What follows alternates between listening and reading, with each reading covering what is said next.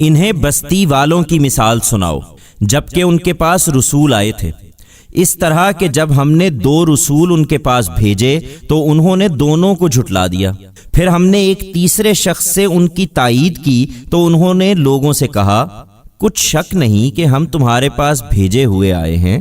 لوگوں نے جواب دیا کہ تم تو ہمارے ہی جیسے آدمی ہو اور خدائے رحمان نے کوئی چیز نہیں اتاری ہے، تم محض جھوٹ بول رہے ہو۔ رسولوں نے کہا، ہمارا رب گواہ ہے کہ یقیناً ہم تمہارے پاس بھیجے ہوئے آئے ہیں، اور ہمارے اوپر اس کے سوا کوئی ذمہ داری نہیں ہے کہ صاف صاف پہنچا دیں۔ لوگوں نے کہا، ہم تو تمہیں منحوس سمجھتے ہیں، اگر تم لوگ باز نہ آئے تو ہم تمہیں سنگسار کر چھوڑیں گے، اور ہماری طرف سے ضرور تم بڑی دردناک سزا پاؤ گے۔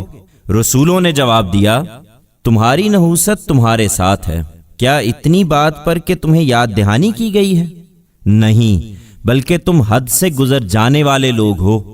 یہی موقع تھا جب خدا نے تیسرے سے تائید فرمائی، اس طرح کے شہر کے پرلے سرے سے ایک شخص دوڑتا ہوا آیا اور آ کر کہنے لگا کہ میری قوم کے لوگوں، رسولوں کی پیروی کرو، ان لوگوں کی پیروی کرو جو تم سے کوئی صلہ نہیں مانگتے اور راہ راست پر بھی ہیں۔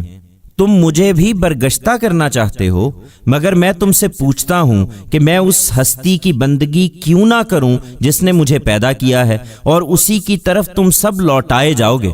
کیا میں اس کے سوا دوسروں کو معبود بنا لوں؟ اگر خدائے رحمان مجھے کوئی تکلیف پہنچانی چاہے تو ان کی سفارش میرے کچھ بھی کام نہ آئے گی، اور نہ وہ مجھے چھڑا سکیں گے۔ ایسا کروں تو کچھ شک نہیں کہ پھر تو میں کھلی گمراہی میں جا پڑوں گا۔ میں تمہارے پروردگار پر ایمان لایا ہوں تو تم بھی میری بات سنو۔ ارشاد ہوا، جنت میں داخل ہو جاؤ۔ اس نے یہ بشارت سنی تو کہا، اے کاش میری قوم اسے جان لیتی۔ یہ جو میرے پروردگار نے مجھے بخش دیا اور مجھے عزت والوں میں شامل کیا ہے، اس کی قوم پر اس کے بعد ہم نے آسمان سے کوئی فوج نہیں اتاری، اور اس طرح کے کاموں کے لیے ہم اتارا بھی نہیں کرتے۔ وہ ایک ڈانٹ ہی تھی اور دفعتاً وہ بجھ کر رہ گئے۔ افسوس بندوں پر، ان کے پاس جو رسول بھی آیا وہ اس کا مذاق ہی اڑاتے رہے ہیں۔ تمہارے مخاطبین بھی اے پیغمبر اس وقت یہی کر رہے ہیں۔